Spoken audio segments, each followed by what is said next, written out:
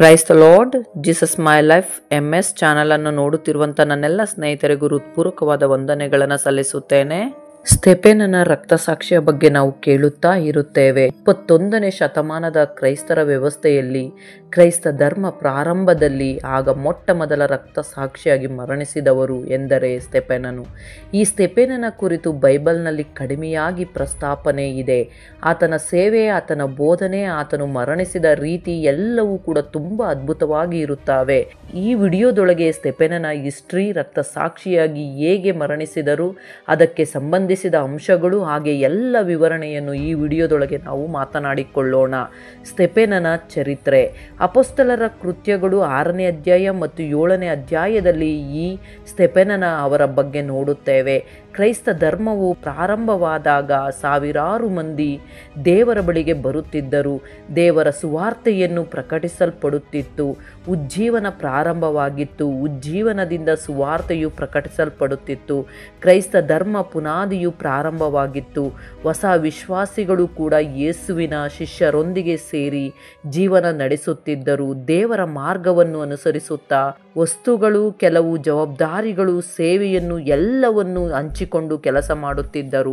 ಆಗ ಗುಂಪಿನಲ್ಲಿ ಕೆಲವು ಮಂದಿ ವಿಧವೆಯರು ನಮ್ಮ ಅವಶ್ಯಕತೆಗಳು ಗಮನಿಸುತ್ತಿಲ್ಲವೆಂದು ಭಾವಿಸಿದರು.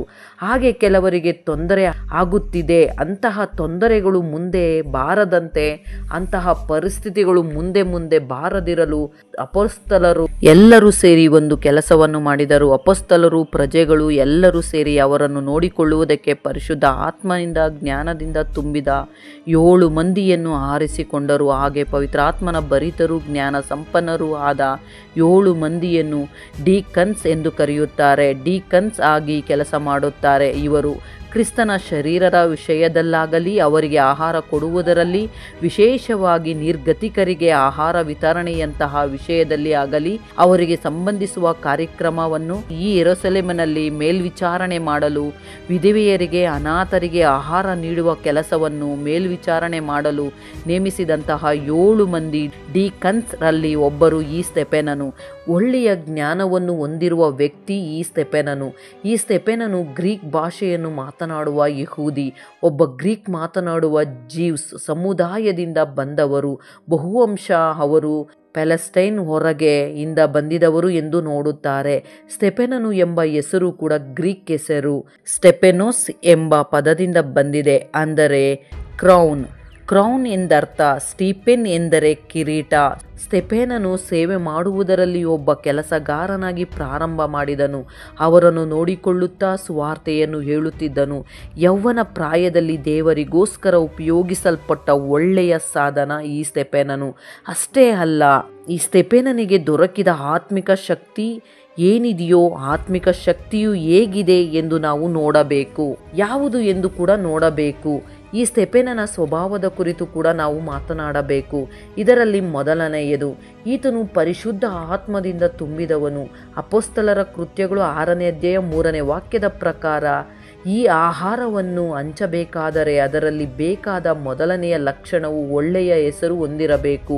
ಪವಿತ್ರಾತ್ಮನ ಭರಿತರೂ ಆಗಿರಬೇಕು. ಪವಿತ್ರಾತ್ಮನ ಭರಿತರು ಆಗಿದ್ದರು ಸ್ಟೆಫೆನನು. ಆ ಶಕ್ತಿಯನ್ನು ಅಪೊಸ್ತಲರ ಕೃತ್ಯಗಳು 6ನೇ ಅಧ್ಯಾಯ 10ನೇ ವಾಕ್ಯದಲ್ಲಿ ನಾವು ನೋಡುತ್ತೇವೆ. ಅಲ್ಲಿ ಸೂಚಿಸಲ್ಪಟ್ಟಿದೆ ಆ ಪವಿತ್ರಾತ್ಮನ ಶಕ್ತಿಯ ಕುರಿತು. ಇನ್ನು ಎರಡನೆಯದು, ಈ ಸ್ಟೆಫೆನನು ಜ್ಞಾನದಿಂದ ತುಂಬಿದವನು, ಜ್ಞಾನವನ್ನು ಹೊಂದಿದವನು. ಅಪೊಸ್ತಲರ ಕೃತ್ಯಗಳು 6ನೇ ಅಧ್ಯಾಯ 3ನೇ ವಾಕ್ಯದ ಪ್ರಕಾರ 2ನೇ ಅರ್ಹತೆ ಈ ಊಟಕ್ಕೆ ತಯಾರಿ ಮಾಡುವವರಿಗೆ ಇರಬೇಕಾದ 2ನೇ ಅರ್ಹತೆ ಜ್ಞಾನ. ಅಂತಹ ಜ್ಞಾನವನ್ನು ತುಂಬಿದ ವ್ಯಕ್ತಿ ಈತನು. ಹಾಗೆ ಅಪೊಸ್ತಲರ ಕೃತ್ಯಗಳು 6ನೇ ಅಧ್ಯಾಯ 10ನೇ ವಾಕ್ಯದಲ್ಲಿ ಆ ಜ್ಞಾನವು ಸ್ಟೆಫೆನನಲ್ಲಿ ಕಾಣಿಸುತ್ತದೆ. ಅಷ್ಟೇ ಅಲ್ಲ, 3ನೆಯ ಅಂಶ, ಈತನು ವಿಶ್ವಾಸದಿಂದ ತುಂಬಿದವನು, ವಿಶ್ವಾಸದಲ್ಲಿ ಒಳ್ಳೆಯವನು. ಅಪೊಸ್ತಲ ಕೃತ್ಯಗಳು 6ನೇ ಅಧ್ಯಾಯ 5ನೇ ವಾಕ್ಯದ ಪ್ರಕಾರ ವಿಶ್ವಾಸದಿಂದ ತುಂಬಿದ ವ್ಯಕ್ತಿಯಾಗಿದ್ದರು ಎಂದು ವಿವರಿಸಲಾಗಿದೆ. ಇನ್ನು 4ನೆಯದು, ಆತನು ಕೃಪೆಯಿಂದ ತುಂಬಿದ ವ್ಯಕ್ತಿಯಾಗಿ ಈ ಸ್ತೆಫನನು ನಾವು ನೋಡುತ್ತೇವೆ. ಇನ್ನು 5ನೆಯ ಅಂಶ, ಶಕ್ತಿಯಿಂದ ತುಂಬಿದವನು, ಶಕ್ತಿಯನ್ನು ಹೊಂದಿದವನು. ಅಪೊಸ್ತಲರ ಕೃತ್ಯಗಳು 6ನೇ ಅಧ್ಯಾಯ 8ನೇ ವಾಕ್ಯದ ಪ್ರಕಾರ ಪ್ರಜೆಗಳ ನಡುವೆ ಅದ್ಭುತ ಕಾರ್ಯಗಳು, ಸೂಚಕ ಕಾರ್ಯಗಳು ಮಾಡುವಂತಹ ಶಕ್ತಿ ಸಾಮರ್ಥ್ಯವನ್ನು ಹೊಂದಿದವನು. ಈತನು ಇಂತಹ ಗುಣಲಕ್ಷಣಗಳು ಹೊಂದಿದವನು, ಶಕ್ತಿವಂತನು, ಧೈರ್ಯವಂತನಾಗಿ ಸೇವೆ ಮಾಡಿದವರು ಈ ಸ್ತೆಫನನು. ಇನ್ನು ಸ್ತೆಫನನು ಮಾಡಿದಂತಹ ಅದ್ಭುತಗಳು, ಸೂಚಕ ಕಾರ್ಯಗಳು ನೋಡಿದರೆ ಅಪೊಸ್ತಲರ ಕೃತ್ಯಗಳು 6ನೇ ಅಧ್ಯಾಯ 5ನೇ ವಾಕ್ಯದ ಪ್ರಕಾರ a man of faith of Holy Spirit ಎಂದು ಬರೆಯಲ್ಪಟ್ಟಿದೆ ಆತನ ಕುರಿತು ಇಂಗ್ಲಿಷ್ ಬೈಬಲ್ನಲ್ಲಿ.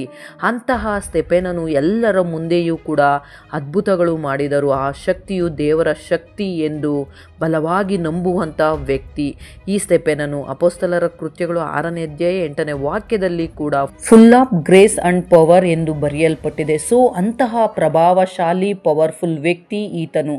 ಎವಂಜಲಿಸ್ಟ್. ಸ್ತೆಫನನು ಕೇವಲ ಸೇವಕರೇ ಅಲ್ಲ, ಪವರ್ಫುಲ್ ಎವಂಜಲಿಸ್ಟ್, ಪವರ್ಫುಲ್ ಸುವಾರ್ಥ ಬೋಧಕರು. ಪ್ರಜೆಗಳಲ್ಲಿ ದೊಡ್ಡ ಅದ್ಭುತಗಳು ಸಹ ಮಾಡಿದರು. ಅದ್ಭುತಗಳು, ಸೂಚಕ ಕಾರ್ಯಗಳು, ಅನೇಕ ಕಾರ್ಯಗಳನ್ನು ಮಾಡಿದರು. ರೋಗಿಗಳನ್ನು ಗುಣಪಡಿಸಿದರು, ದೆವ್ವಗಳನ್ನು ಓಡಿಸಿದರು. ನಿರ್ದಿಷ್ಟ ರೀತಿಯಲ್ಲಿ ಪ್ರತ್ಯೇಕವಾಗಿ ವಿವರಿಸಲಾಗುವುದಿಲ್ಲ, ಅದನ್ನು ಬೈಬಲ್ನಲ್ಲಿ ನಮಗೆ ಒಂದೊಂದಾಗಿ ವಿವರಿಸಲಿಲ್ಲ. ಈಗ ಪ್ರಜೆಗಳಲ್ಲಿ ಸೂಚಕ ಕಾರ್ಯಗಳನ್ನು ಮಾಡಿದರು. ಈ ಸ್ತೆಫನನ ಬೋಧನೆಗಳು ಹೇಗೆ ಇದ್ದಾವೆ? ಸ್ತೆಫನನ ಬೋಧನೆಗಳ ಬಗ್ಗೆ ನಾವು ಮಾತನಾಡಿದರೆ, ಸ್ತೆಫನನು ಬೋಧಿಸುವುದರಲ್ಲಿ ಧೈರ್ಯಶಾಲಿಯಾಗಿದ್ದರು. ಸ್ಪಷ್ಟವಾಗಿ ಸಂದೇಶವನ್ನು ಮುಖದಕ್ಷಿಣೆ ನೋಡದೆ ಹೇಳುತ್ತಿದ್ದರು. ಯಾವ ಸ್ಥಳದಲ್ಲಿ, ಯಾವ ಪ್ರದೇಶದಲ್ಲಿ ಇದ್ದಾರೆ ಎನ್ನುವುದಕ್ಕಿಂತ ನಾನು ಎಷ್ಟು ಬಲವಾಗಿ ಹೇಳಿದೆನು ಎಂಬುದಕ್ಕೆ ಆ ವ್ಯಕ್ತಿಯ ಮುಖದಲ್ಲಿ ಸ್ಪಷ್ಟವಾಗಿ ಕಾಣಿಸುತ್ತಿತ್ತು. ಸ್ತೆಫನನ ಪ್ರಸಂಗದಲ್ಲಿ ಮುಖ್ಯವಾಗಿ 3 ಅಂಶಗಳು ಬಹಳವಾಗಿ ಹೇಳುತ್ತಾರೆ. ದೇವರ ಮೇಲಿನ ನಂಬಿಕೆ ಬಗ್ಗೆ ಹೆಚ್ಚಾಗಿ ಮಾತನಾಡುತ್ತಾರೆ. ದೇವರ ನಂಬಿಕೆ ಬಗ್ಗೆ, ಇಸ್ರಾಯೇಲರ ಚರಿತ್ರೆಯ ಬಗ್ಗೆ, ಆ ಚರಿತ್ರೆಯಲ್ಲಿನ ಆ ಸ್ಥಿರತೆಯ ಬಗ್ಗೆ, ಅವರ ವಿಶ್ವಾಸ ಅರ್ಹತೆಗೆ ಬಗ್ಗೆ ಒತ್ತಿ ಹೇಳುತ್ತಿದ್ದರು.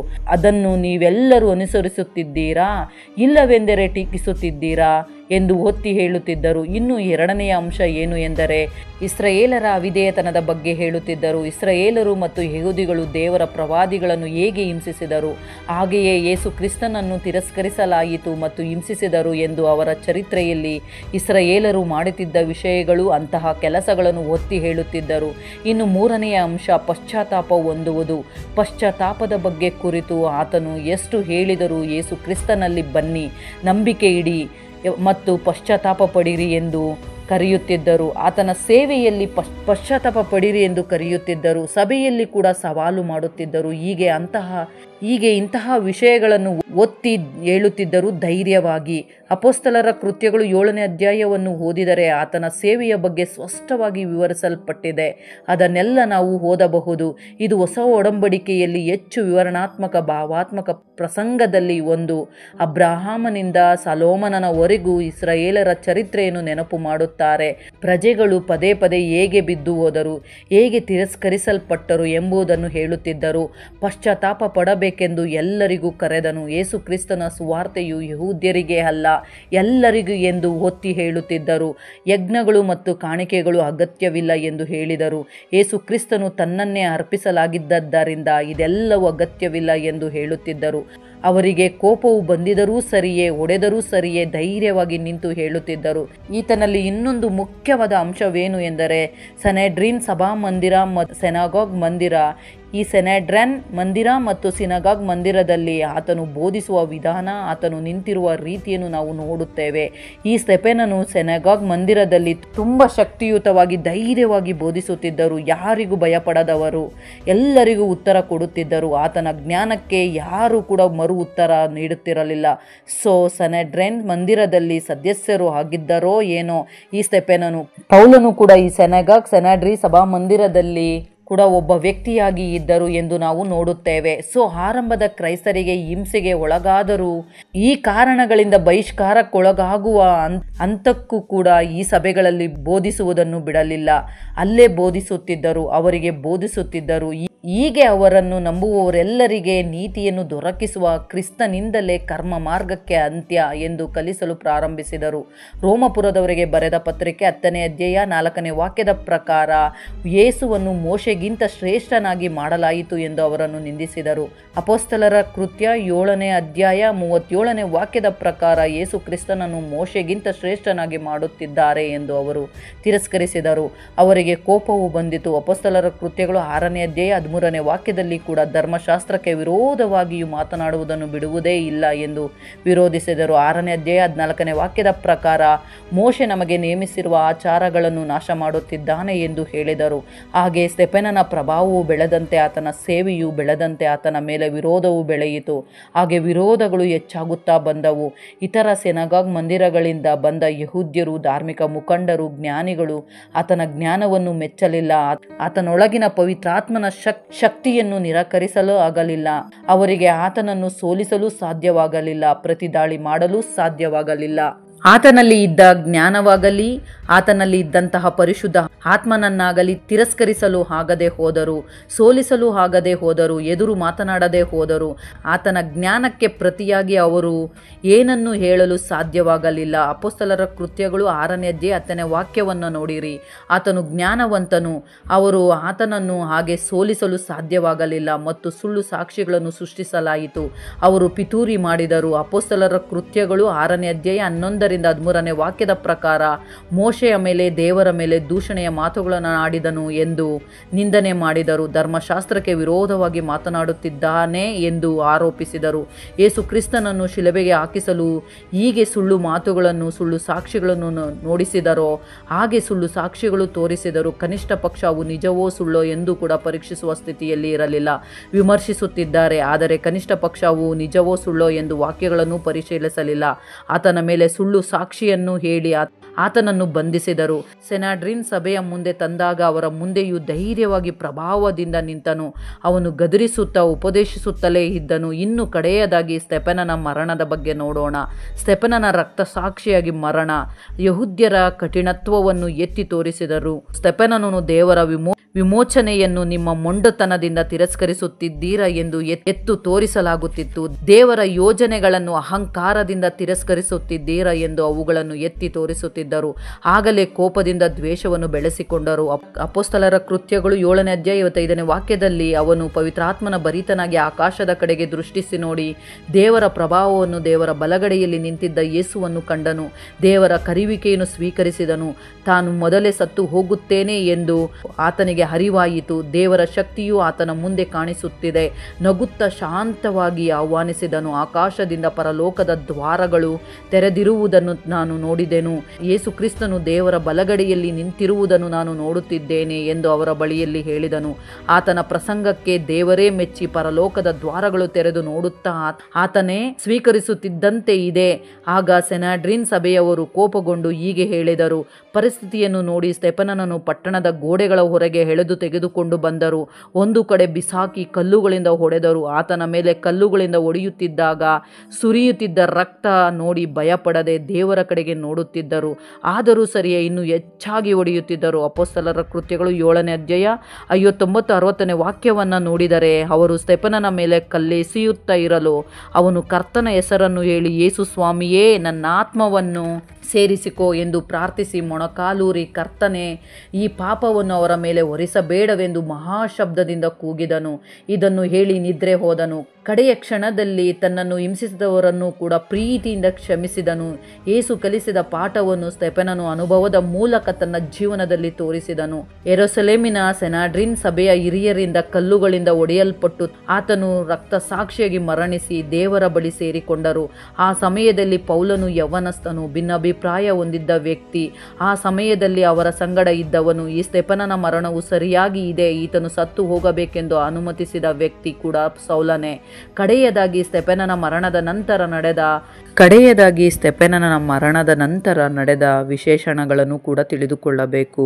ಈ ಸ್ತೆಫನನ ಮರಣದ ನಂತರ ಪರಿಸ್ಥಿತಿಗಳು ಬದಲಾದವು. ಚಿತ್ರ ಹಿಂಸೆಗಳು ತುಂಬ ಹೆಚ್ಚಾದವು. ಎಲ್ಲರನ್ನು ಕೂಡ ಬಾಧಿಸುತ್ತಿದ್ದರು. ಎಲ್ಲರನ್ನು ಬಾಧಿಸಿ ಹಿಂಸಿಸಿ ಸೆರೆಮನೆಗಳಲ್ಲಿ ಹಾಕಬೇಕೆಂಬ ಕೆಲಸಗಳು ಪ್ರಾರಂಭವಾದಾಗ ಕ್ರೈಸ್ತರಲ್ಲಿ ಮಾತ್ರ ದೇವರ ಸುವಾರ್ತೆಯಲ್ಲಿ ಒಂದು ದೊಡ್ಡ ದೊಡ್ಡ ಉಜ್ಜೀವನ ಪ್ರಾರಂಭವಾಯಿತು. ಅನೇಕರಿಗೆ ಧೈರ್ಯ ಬಂದಿತು. ಶ್ರೇಷ್ಠವಾದ ಸುವಾರ್ತೆ ಪ್ರಾರಂಭವಾಯಿತು. ಸ್ತೆಫನನು ಸಮಾಧಿ ಮಾಡಿ ಆತನ ಕುರಿತು ಹೆಚ್ಚಾಗಿ ದುಃಖಿಸಿದರು. ಹೊಸ ಉಜ್ಜೀವನ ಪ್ರಾರಂಭವಾಯಿತು. ಈಗ ಮರಣವನ್ನು ಲೆಕ್ಕಿಸುತ್ತಿಲ್ಲ. ಸ್ತೆಫನನಿಂದ ಪ್ರಾರಂಭವಾದ ಉಜ್ಜೀವನ, ಸ್ತೆಫನನಿಂದ ಪ್ರಾರಂಭವಾದ ಮರಣ ರಕ್ತಸಾಕ್ಷಿಗಳಾಗಿ ಮರಣಿಸುವವರೆಗೂ ಮುಂದುವರಿಯುತ್ತಾನೇ ಇದೆ. ಮರಣವನ್ನು ಯಾರೂ ಲೆಕ್ಕಿಸಲಿಲ್ಲ. ಸೌಲನು ಎಂಬುವವನು ಅನಂತರ ಅತ್ಯಂತ ಪ್ರಭಾವವಂತನಾಗಿ ಅಪೊಸ್ತಲರೊಂದಿಗೆ ಬೆರೆತು ಸೌಲನು ಪೌಲನಾದನು ಮತ್ತು ಅಪೊಸ್ತಲನಾದನು. ಅವನು ಬದಲಾದನು ಮತ್ತು ದೇವರ ಸೇವೆ ಮಾಡಿದನು. ಸೌಲನಾಗಿ ಮೊದಲು ಇದ್ದಾಗ ಸ್ತೆಫನನು ಗಲ್ಲಿಗೇರಿಸಬೇಕೆಂದು ಕೋರಿದ ವ್ಯಕ್ತಿಯೇ ಅನಂತರ ಆತನೇ ಸಾಕ್ಷಿಯಾಗಿ ಬದಲಾಗಿ ಆತನು ಕೂಡ ರಕ್ತ ಸಾಕ್ಷಿಯಾಗಿ ಸತ್ತು ಹೋದನು. ಸ್ತೆಫನನ ಮರಣವು ಯೆರೂಸಲೇಮಿನ ಆಚೆಗೂ ಹರಡಿತು, ವಿಶ್ವಾಸವನ್ನು ಹರಡಲು ಸಹಾಯ ಮಾಡಿತು. ಈ ಸ್ತೆಫನನ ಬಗ್ಗೆ ಕಲಿಯಬೇಕಾದ ಕೆಲವು ಪಾಠಗಳು ನೋಡೋಣ. ಮೊದಲನೆಯದು, ಸಾಕ್ಷಿಯಾಗಿರಲು ಧೈರ್ಯ ಬೇಕು. ದೇವರಿಗೆ ಸಾಕ್ಷಿಯಾಗಿ ಬದುಕಬೇಕಾದರೆ ಆತ್ಮದೊಂದಿಗೆ ಕೂಡ ಧೈರ್ಯ ಬೇಕು. ಆತನ ಆಲೋಚನೆಗಳು, ಧೈರ್ಯವಾಗಿ ಮಾತನಾಡುವ ವಿಧಾನ, ಸ್ಪಷ್ಟವಾಗಿ ಮಾತನಾಡುವ ವಿಧಾನ, ಸ್ಥಿರವಾಗಿ ನಿಂತಲ್ಲೇ ನಿಂತಿರುವ ವ್ಯಕ್ತಿತ್ವವನ್ನು ನೋಡಿರಿ. ವಿಶ್ವಾಸಿಗಳು ಸಾಕ್ಷಿಗಳಾಗಿ ಬದುಕಬೇಕಾದರೆ ಅಂತಹ ಧೈರ್ಯ ಬೇಕು. ಇನ್ನು ಎರಡನೆಯದು, ಸೇವೆ ಮತ್ತು ಕರುಣೆ. ಆತನು ಸೇವೆಯನ್ನು ಕೂಡ ಮಾಡಿದರು. ಬಡವರಿಗೆ ಸೇವೆ ಮಾಡುವ ಪ್ರಾಮುಖ್ಯತೆಯನ್ನು ಕೂಡ ನಾವು ತಿಳಿದುಕೊಳ್ಳಬೇಕು. ಮೂರನೆಯದು, ಕ್ಷಮಾಪಣೆ. ತನ್ನನ್ನು ಸಾಯಿಸಿದರೂ ಸರಿಯೇ ಅವರನ್ನು ಕ್ಷಮಿಸು ಎಂದು ಯೇಸು ಕ್ರಿಸ್ತನು ಮಾತನಾಡಿದ ಮಾತುಗಳನ್ನು ತನ್ನ ಜೀವಿತದಲ್ಲಿ ಅಳವಡಿಸಿಕೊಂಡರು. ಸಣ್ಣ ಪುಟ್ಟ ವಿಷಯಗಳಲ್ಲಿ ಕ್ಷಮಿಸುವ ಗುಣಗಳನ್ನು ನಾವು ಕಲಿತುಕೊಳ್ಳಬೇಕು. ಇನ್ನು ನಾಲ್ಕನೆಯದು, ದೇವರ ನಡೆಸುವಿಕೆಯನ್ನು ಸ್ವೀಕರಿಸಿದನು. ದೇವರು ಎಲ್ಲೆಲ್ಲಿ ಬಳಸಿದರೋ ಅಲ್ಲಲ್ಲಿ ಬಳಕೆಯಾದರು. ವಿಧವೆಯರ ಬಳಿ ಸೇವೆ ಮಾಡುವುದಕ್ಕೆ ಬಳಕೆಯಾದರು. ಸೆನಾಡ್ರಿನ್ ಸಭೆಯಲ್ಲಿ ಹಿರಿಯರ ಮಧ್ಯದಲ್ಲಿ ಬಳಕೆಯಾದರು. ಎಲ್ಲಿ ನಡೆಸಿದರೂ ಕೂಡ ಧೈರ್ಯವಾಗಿ ಪ್ರೀತಿಯಿಂದ ಸೇವೆ ಮಾಡಿದರು. ಪರಿಶುದ್ಧ ಆತ್ಮನ ಮಾರ್ಗದರ್ಶನಕ್ಕೆ ಒಳಗಾಗಿ ಹೇಗೆ ಹೇಳುತ್ತಾರೋ ಹಾಗೆಯೇ ಸ್ವೀಕರಿಸಿದರು, ಹಾಗೆ ಮಾಡಿದರು. ಇನ್ನು ಐದನೆಯದು, ಸುವಾರ್ತೆಯನ್ನು ಸಾರಿದರು. ಆತನನ್ನು ಆಯ್ಕೆ ಮಾಡಿದ್ದವರೇ ಅಲ್ಲದೆ ಎಲ್ಲರಿಗೋಸ್ಕರ, ಪ್ರಜೆಗಳಿಗೋಸ್ಕರ ಎಂದು ಹೇಳಿ ಸ್ತೆಫನನು ತುಂಬ ಚೆನ್ನಾಗಿ ಸುವಾರ್ತೆಯ ಬೋಧನೆ ಮಾಡಿದರು, ಹಾಗೆ ಬೋಧಿಸಿದರು. ಎಲ್ಲಿ ಯಾರಿಗೆ ಹೇಗೆ ಸುವಾರ್ತೆಯನ್ನು ಹೇಗೆ ಸಾರಬೇಕೆಂದು ತಿಳಿದುಕೊಂಡರು, ಹಾಗೆ ಅದಕ್ಕೆ ತಕ್ಕಂತೆ ಬೋಧನೆ ಮಾಡುತ್ತಿದ್ದರು. ಇಂತಹ ಗುಣಲಕ್ಷಣಗಳು ಆತನ ಕುರಿತು ನಾವು ಕಲಿತುಕೊಳ್ಳಬೇಕು. ಹೀಗೆ ಕ್ರೈಸ್ತರ ನಂಬಿಕೆಯಲ್ಲಿ ಸೇವೆ, ಕ್ಷಮಾಪಣೆ ಮತ್ತು ಧೈರ್ಯದ ಶಕ್ತಿಶಾಲಿ ಸಾಧನಗಳು. ಇಂತಹ ಶಕ್ತಿಶಾಲಿಯಾದ ಸಾಧನಗಳು ಹೊಂದಿದ್ದ ವ್ಯಕ್ತಿಯೇ ಸ್ತೆಫನನು. ಒಂದು ಪವರ್ಫುಲ್ ವ್ಯಕ್ತಿಯಾಗಿ ನಿಂತಿದ್ದನು. ಆತನ ಧೈರ್ಯ, ಜ್ಞಾನ, ಆತ್ಮಶಕ್ತಿ, ರಕ್ತ ಸಾಕ್ಷಿಯಾಗಿ ಮರಣಿಸುವುದು ಚರಿತ್ರೆಯಲ್ಲಿ ಬೈಬಲ್ನಲ್ಲಿ ಒಳ್ಳೆಯ ಪವರ್ಫುಲ್ ಆಗಿ ಗುರುತಿಸುತ್ತವೆ. ಅಂತಹ ಸ್ತೆಫನನ ಜೀವನ ಚರಿತ್ರೆ ಇದು. ಈ ವಿಷಯವೆಲ್ಲವೂ ನಿಮಗೆ ಸಂಪೂರ್ಣವಾಗಿ ಅರ್ಥವಾಗಿದೆ ಎಂದು ನಾನು ಭಾವಿಸುತ್ತೇನೆ. ಈ ವಿಡಿಯೋ ನಿಮಗೆ ಇಷ್ಟವಾಗಿದ್ದರೆ ಲೈಕ್ ಕೊಡೋದನ್ನು ಮರೆಯಬೇಡಿರಿ. ಸಬ್ಸ್ಕ್ರೈಬ್ ಮಾಡಿಕೊಳ್ಳಿರಿ, ಇತರರಿಗೂ ಶೇರ್ ಮಾಡಿ. ಮತ್ತೊಂದು ಅದ್ಭುತವಾದ ಅಂಶದೊಂದಿಗೆ ಮತ್ತೆ ನಿಮ್ಮ ಬಳಿಗೆ ಬರಲು ಪ್ರಯತ್ನ ಮಾಡುತ್ತೇನೆ. ದೇವರು ನಿಮ್ಮೆಲ್ಲರನ್ನು ಆಶೀರ್ವದಿಸಲಿ. ಆಮೇನ್.